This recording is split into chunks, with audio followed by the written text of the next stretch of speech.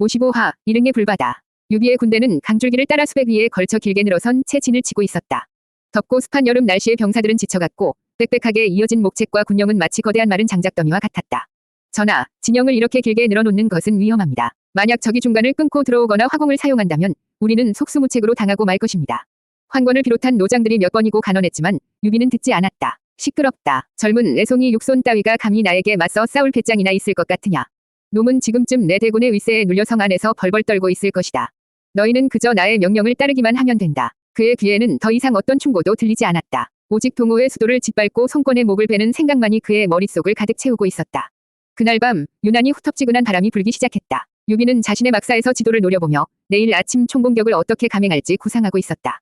그때였다. 와! 진영의 가장 후미에서 갑자기 하늘을 뒤흔드는 함성과 함께 시뻘건 불기둥이 치솟았다. 무슨 소란이냐. 유비가 놀라 막사 밖으로 뛰쳐나왔다. 그 순간 그의 눈앞에 믿을 수 없는 광경이 펼쳐졌다. 후미에서 시작된 불길이 동남풍을 타고 미친 듯이 번지며 자신의 진영을 차례차례 집어삼키고 있었다.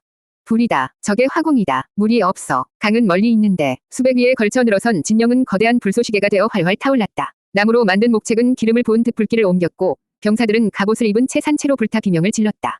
크악! 살려줘! 살려줘! 하늘은 온통 붉은 빛이었고 공기는 살이 타는 끔찍한 냄새로 가득 찼다. 사방에서 육손이 이끄는 동호의 군사들이 불길을 뚫고 쏟아져 들어왔다. 유비를 잡아라. 유비를 죽여라. 유비의 70만 대군은 순식간에 거대한 아비교환의 지옥으로 변했다. 병사들은 서로를 짓밟으며 도망치기 바빴고 지휘 체계는 완전히 무너져 내렸다. 이럴 리가 없다. 유비는 불타는 자신의 군대를 보며 망연자실하게 중얼거렸다. 그의 평생을 바쳐 이룩한 모든 것이 그의 복수심이 만들어낸 이 거대한 군대가 하룻밤 사이에 잿더미로 변하고 있었다.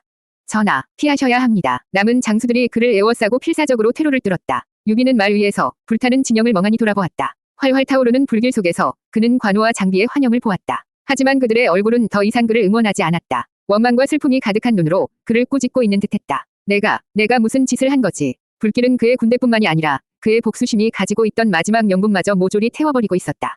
허헉, 그는 말 위에서 피를 토했다. 전하, 정신을 차렸을 때 그는 소수의 패잔병들과 함께 말을 타고 필사적으로 서쪽을 향해 달리고 있었다. 그의 등 뒤에서는 그의 모든 것을 삼켜버린 거대한 불바다가 밤하늘을 대낮처럼 밝히고 있었다. 56화 백제성의 후회. 이릉의 참패 이후 유비는 겨우 목숨만 건져 백제성이라는 작은 성으로 도망쳤다. 70만 대군은 흔적도 없이 사라졌고 그가 평생을 바쳐 이룩한 모든 것은 하룻밤의 불길 속에 잿더미가 되었다. 패배의 충격과 깊은 절망감은 그의 몸과 마음을 완전히 무너뜨렸다. 그는 병석에 누워 하루가 다르게 쇠약해져 갔다. 콜록 그는 피를 토하며 창밖의 어두운 하늘을 멍하니 바라보았다. 결국 이렇게 끝나는구나. 그의 머릿속에 수십 년의 세월이 주마등처럼 스쳐 지나갔다. 돗자리를 짜던 가난한 청년 시절. 어머니의 손에서 건네받았던 차갑고 매끄러운 가면의 감촉. 가면을 쓰고 처음으로 세상을 속였던 날. 그는 평생 그 가면을 저주했다. 자신의 분노를 억누르고 굴욕을 삼키게 만드는 저주받은 물건이라고 생각했다. 하지만 이제 와 깨닫게 되었다. 틀렸어. 내가 틀렸어. 가면은 저주가 아니었다. 그것은 제어장치였다. 평범하고 감정적인 자신을 천하를 품을 수 있는 군주로 만들어주었던 필수적인 도구였다. 가면이 그의 분노를 억눌러 주었기에 사람들이 그를 따랐다. 가면이 그의 치욕을 감춰주었기에 제후들이 그를 두려워했다. 가면이 진짜 왕이었다. 나는 그저 그 가면을 쓴 황대에 불과했구나. 관우와 장비가 죽었을 때 가면은 깨어졌다. 그리고 그는 가면 없이 자신의 맨 얼굴로 세상을 마주했다. 그 결과가 바로 이릉의 불바다였다. 그는 자신의 복수심 하나 때문에 자신을 믿고 따르던 수십만 명의 목숨과 아우들이 피로 지켜주었던 나라의 기반마저 모조리 불태워버린 것이다. 하하. 그의 입에서 허탈한 웃음이 새어나왔다. 눈에서는 뜨거운 눈물이 하염없이 흘러내렸다. 너무나 늦은 후회였다. 전하, 승상께서 드셨습니다. 문이 열리고 성도에서 급히 달려온 제갈량이 침통한 얼굴로 그의 앞에 무릎을 꿇었다. 전하, 왔는가? 공명. 유비는 쇠약한 목소리로 그를 불렀다. 그는 자신의 아들 유성과 다른 신하들도 모두 불러 모으게 했다. 자신의 마지막이 다가왔음을 직감한 것이다. 그는 제갈량의 손을 잡고 마지막 남은 힘을 다해 말했다. 그대의 재능은 조비보다 10배는 뛰어나니 반드시 나라를 안정시키고 우리의 대업을 완수해줄 것이라 믿소. 그는 아들 유선을 가리켰다. 만약 내 아들이 보좌할 만한 인물이면 보좌해주시오. 하지만 만약 그가 무능하고 어리석다면 그때는 그대가 직접 이 나라의 주인이 되어주시오. 전하, 어찌 그런 만극하신 말씀을. 제갈량은 바닥에 머리를 찌으며 통곡했다. 유비의 마지막 말은 가면이 없어진 그의 본심에서 우러나온 마지막 인이였다. 그는 눈을 감았다. 눈앞에 도원에서의 세 사람이 보였다. 이제는 원망이 아닌 그리움 가득한 얼굴로 자신을 향해 손짓하고 있었다. 운장, 익덕, 이제야 내가 간다. 내가 잘못했다. 한나라를 다시 세우고자 했던 영웅, 평생을 인이의 가면 뒤에 자신의 본 모습을 숨겼던 남자, 그리고 마지막에는 모든 것을 잃고 나서야 자신의 어리석음을 깨달았던 한 평범한 사내. 유비는 그렇게 길고 긴 후회 속에서 조용히 눈을 감았다. 57화, 가면이 아닌 형제가 전부였다. 의식이 흐릿해졌다. 눈앞에 앉아 통곡하는 공명의 모습도 아들 유선의 얼굴도 이제는 안개 속 풍경처럼 아득하게만 보였다. 소리도 들리지 않았다. 오직 가슴을 짓누르는 거대한 후회와 뼈를 깎는 듯한 그리움만이 그의 마지막 남은 감각이었다. 아, 내가 뭘 한 거지. 그의 영혼이 텅 빈 공간을 헤매었다. 그는 보았다. 돗자리를 짜던 가난한 청년이 어머니의 손에서 섬뜩할 정도로 매끄러운 가면을 건네봤던 그날을. 이것은 우리 가문이 보물이자 저주다. 어머니의 목소리가 귓가에 울렸다. 그는 처음에는 그 말을 믿지 않았다. 이 가면이 나에게 힘을 줄 것이라 믿었다. 사람들의 호감을 얻고 나를 얕보는 자들을 굴복시킬 힘을. 가면은 약속대로 힘을 주었다. 십상시에게 멸시를 당했을 때, 원술에게 조롱을 당했을 때, 가면은 나의 분노를 먹고 나를 지켜주었다.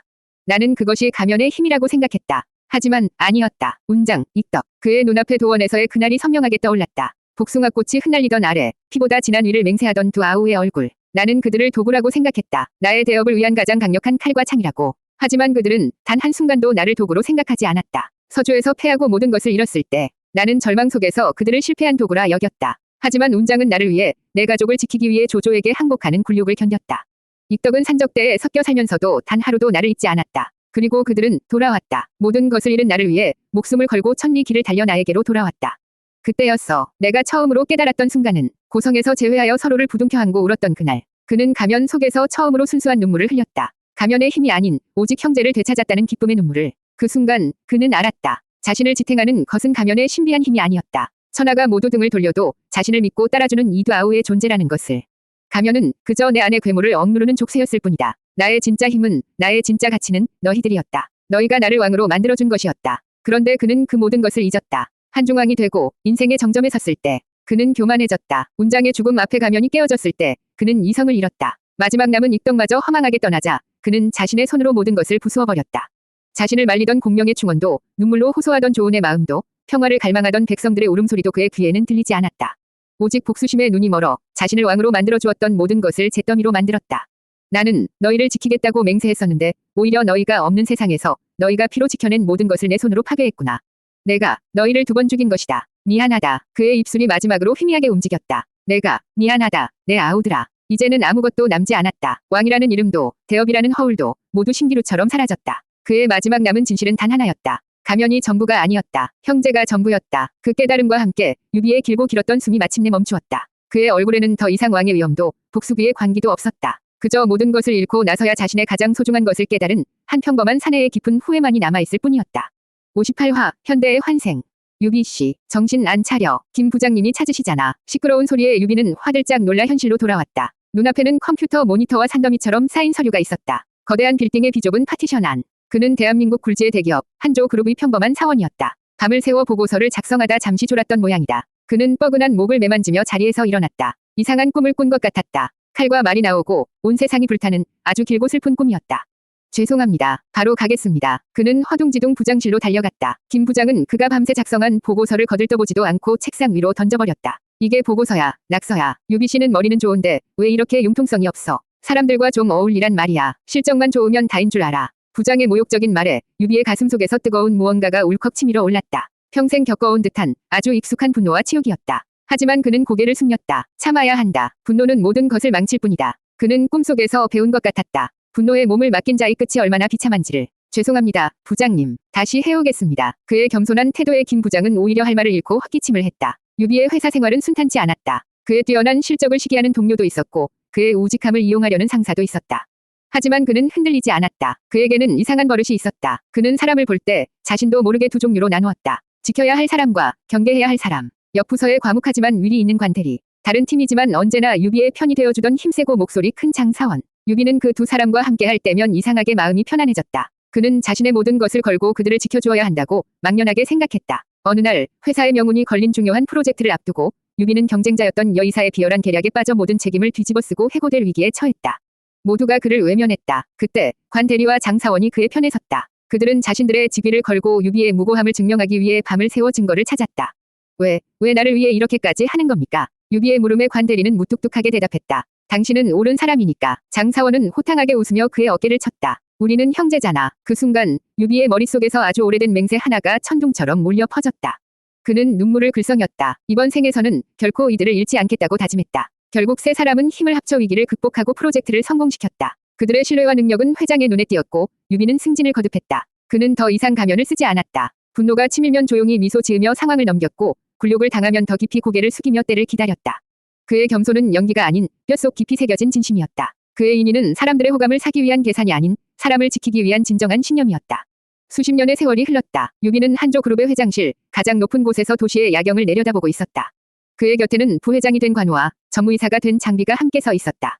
형님, 우리가 결국 해냈습니다. 장비가 감격에 겨워 말했다. 유비는 조용히 미소 지었다. 이번 생에는 왕좌도, 옥새도 없었다. 하지만 그의 마음은 그 어느 때보다도 평화롭고 충만했다. 그는 가면 없이 오직 자신과 형제들의 힘만으로 최고의 자리에 올랐다. 전생의 기나긴 실패가 마침내 그를 진짜 왕으로 만든 것이다. 59화 뼛속에 새겨진 위리.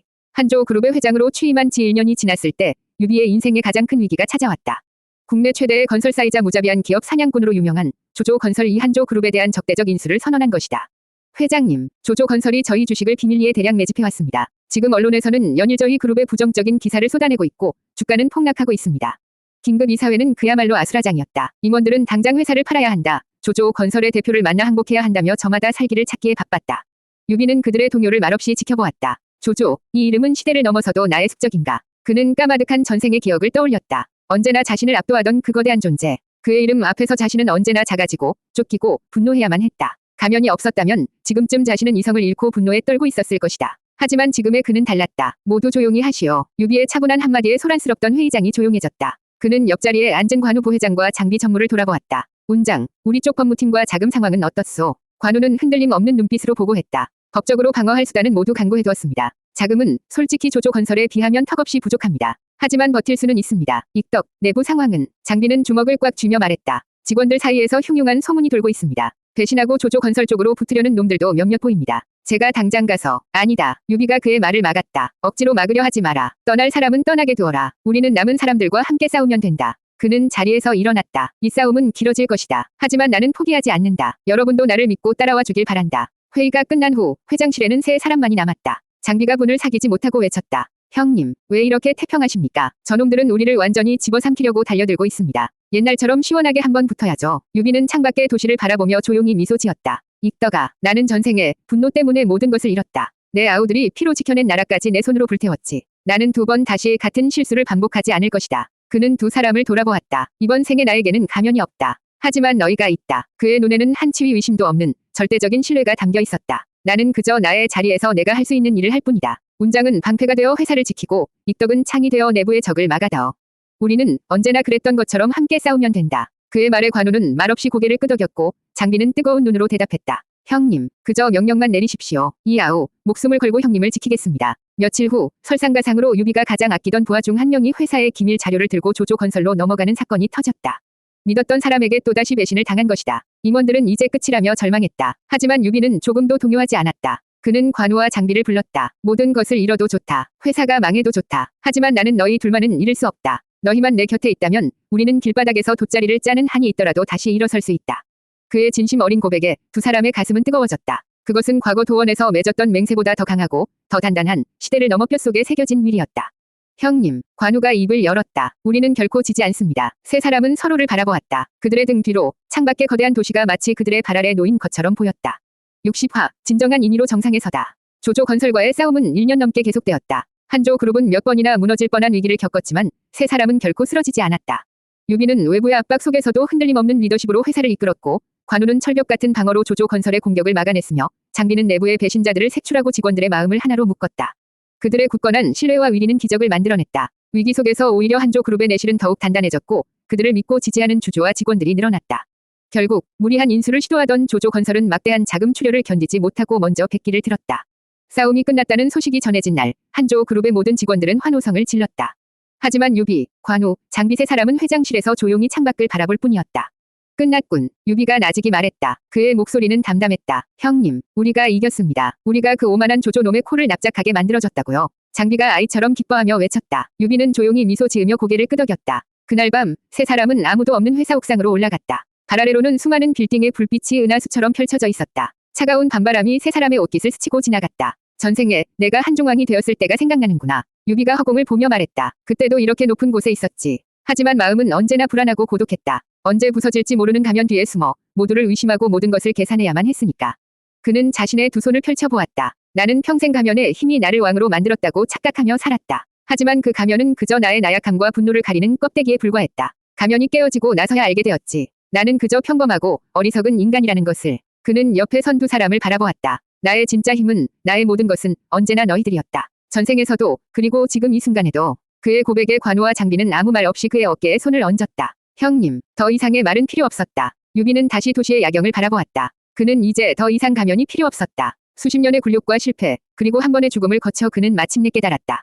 진정한 인이란 자신의 감정을 억누르고 군자인 척 연기하는 것이 아니었다. 그것은 자신의 나약함을 인정하고 곁에 있는 사람을 온전히 믿고 그들을 위해 자신의 모든 것을 내어줄 수 있는 마음이라는 것을.